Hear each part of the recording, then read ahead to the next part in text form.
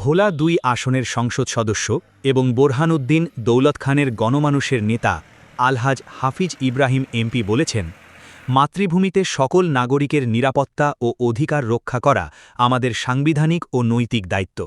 বিশেষ করে হিন্দু সম্প্রদায়ের ভাইবোনদের নিরাপত্তা নিশ্চিত করা রাষ্ট্র ও সমাজের অন্যতম অগ্রাধিকার হওয়া উচিত।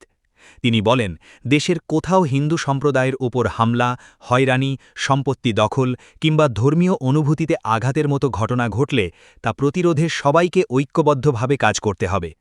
তিনি কৃতজ্ঞতার সঙ্গে উল্লেখ করেন, তার নির্বাচনী এলাকার হিন্দু সম্প্রদায়ের মানুষ জাতীয় সংসদ নির্বাচনে তাকে শতভাগ সমর্থন দিয়েছেন। দক্ষিণ বাংলার সিংহপুরুষ খ্যাত আলহাজ হাফিজ ইব্রাহিম আরও বলেন, দলীয় নেতাকর্মীদের স্থানীয় পর্যায়ে আরও সতর্ক ও দায়িত্বশীল হতে হবে। হিন্দু অধ্যুষিত এলাকাগুলোতে নিয়মিত টহল ও নজরদারি নিশ্চিত করার আহ্বান জানিয়ে তিনি বলেন, যেন কোনো অপশক্তি পরিস্থিতির সুযোগ নিতে না পারে। কোনো অভিযোগ পাওয়া মাত্রই আইন শৃঙ্খলা বাহিনীর সঙ্গে যোগাযোগ করে ভুক্তভোগীদের পাশে দাঁড়ানোরও নির্দেশনা দেন তিনি। তিনি আরও বলেন, সাম্প্রদায়িক সম্প্রীতি রক্ষায় ধর্মবর্ণ নির্বিশেষে সকল মানুষের নিরাপত্তা নিশ্চিত করার বার্তা সমাজের প্রতিটি স্তরে ছড়িয়ে দিতে হবে।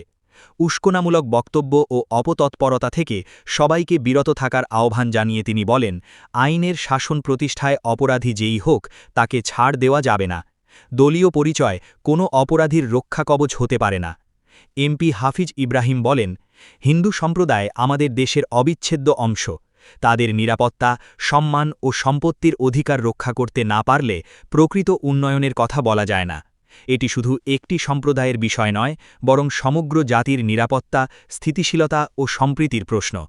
সবশেষে তিনি সকলের প্রতি আহ্বান জানিয়ে বলেন, হিন্দু ভাইবোনদের পাশে দৃঢ়ভাবে দাঁড়ান, তাদের আস্থা অর্জন করুন। দেশের সকল নাগরিক যেন নির্ভয়ে বসবাস করতে পারে, সেটাই আমাদের লক্ষ্য হোক। সবার আগে বাংলাদেশ, বাংলাদেশ জিন্দাবাদ। সকল ধর্মের সম্প্রীতির বাংলাদেশ গড়ে তুলতে সবাইকে একসঙ্গে কাজ করতে হবে।